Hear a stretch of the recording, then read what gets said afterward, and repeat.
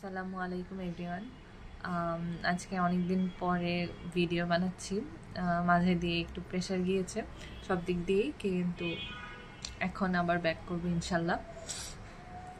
তো আজকে আমরা যে টপিকটা নিয়ে কথা বলবো সেটা সামনে দেখতেই পাচ্ছেন। এটা হচ্ছে I am scared versus I am afraid.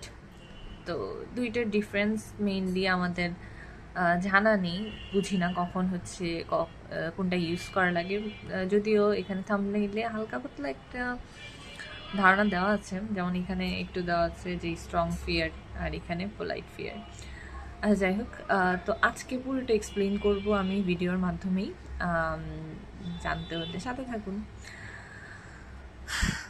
তো এখানে আমি লিখে রেখেছি mainly I am scared or I am afraid কোনটা কখন ইউজ করতে হয়। চলেন আমরা এক্সপ্লেইন করা শুরু করি। তো স্কেয়ার্ড এটা মেনলি কখন ইউজ হয়, আমি লিখে রেখেছি used when we want to show strong emotion, when something really frightens you. It's more casual, informal, spoken English. আচ্ছা, এটা হচ্ছে আমরা যখন হচ্ছে কোনো কিছু নিয়ে বেশি ভয় পাই বা আমি আমার ইমোশনটা শো করতেছি, একটু স্ট্রং ইমোশন শো করতেছি যে না আমি আসলে এই জিনিসটা অনেক ভয় পাই, এটা আর এটা হচ্ছে মেইনলি আমাদের ইউজ হয় ইনফর্মালি বা স্পোকেন ইংলিশে বা হচ্ছে ক্যাজুয়ালি আমরা হচ্ছে কনভারসেশনাল যে ইংলিশগুলো আছে এখানে আমরা ইউজ করি।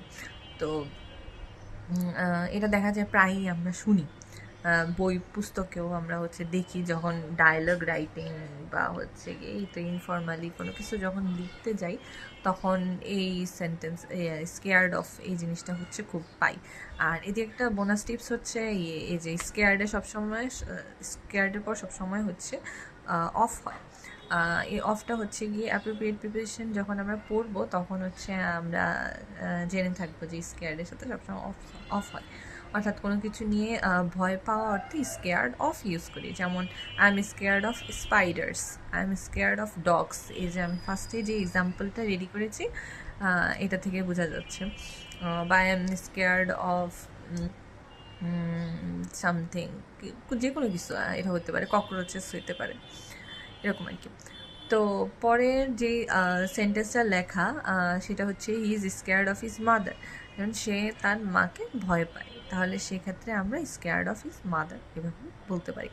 তো আশা করি স্কেয়ার্ড অফ বা স্কেয়ার্ড এই ব্যাপারটা নিয়ে আমরা ক্লিয়ার।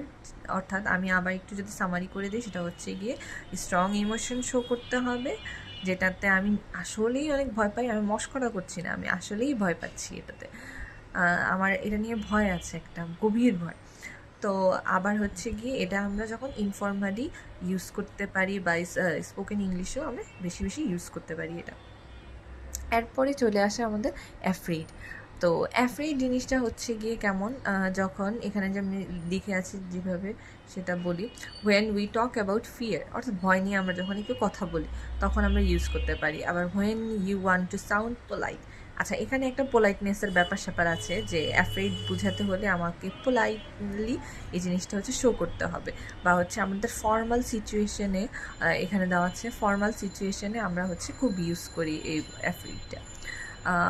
তো এক্ষেত্রে আমরা ইউজ করতে পারি যে I am afraid of Heights, অর্থাৎ আমি ধরেন আমি একটা মিটিংয়ে বসে আছি বা আমি হচ্ছে আমার স্যারদের সাথে বসে আছি বা আমার কলিগের সাথে বসে আছি কোনো এক জায়গাতে, তো আমার যেখানে একটু ফর্মালি কথা বলতে হবে সেক্ষেত্রে আমি অ্যাফ্রেড অফ ইউজ করতে পারি।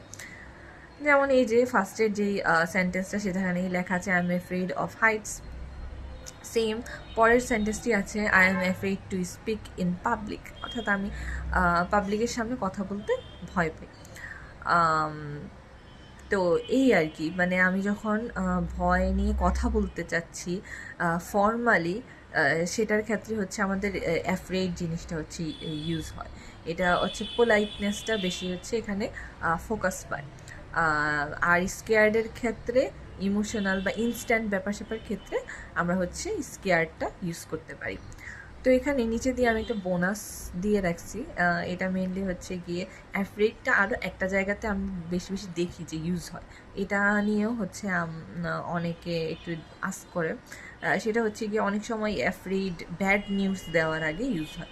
আমি না ছোটোবেলায় এটা বুঝতাম না যে কোনো একটা ব্যাড নিউজ দিচ্ছে সেক্ষেত্রে কেন অ্যাফ্রিড ইউজ করতেছে। তো বড় হওয়ার পরে মেনলি জানতে পারলাম যে কোনো একটা ব্যাড নিউজ দেওয়ার ক্ষেত্রে অ্যাফ্রিডটা ইউজ করা হয়।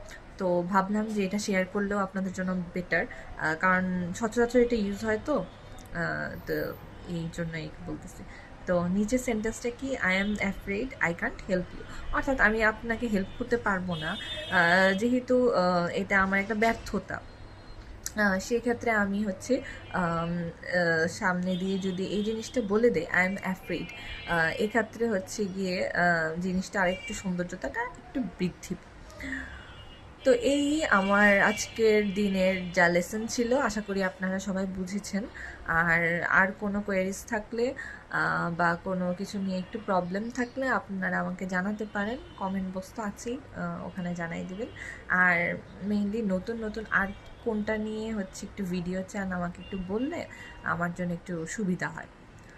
টিল দেন, আল্লাহ হাফেজ, ভালো থাকবেন সবাই।